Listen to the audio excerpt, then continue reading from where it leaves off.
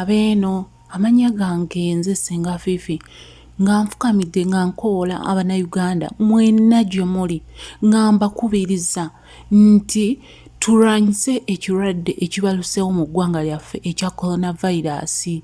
Yambala masiki mukyala omwami, yambala masiki oyambaze n'omwana masiki. Obulwadde bwa coronavirus gye buli, lekeraawo okuwakanya abantu bafa.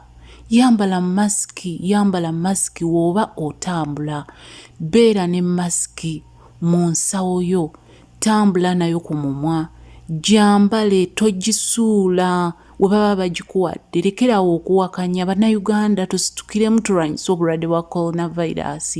Ogenda kutta omwana wo, otte taata wo, otte jjajjaawo kulw'okuba owakanya nti teri coronavirus. Tulwanyise corona, yambala masiki.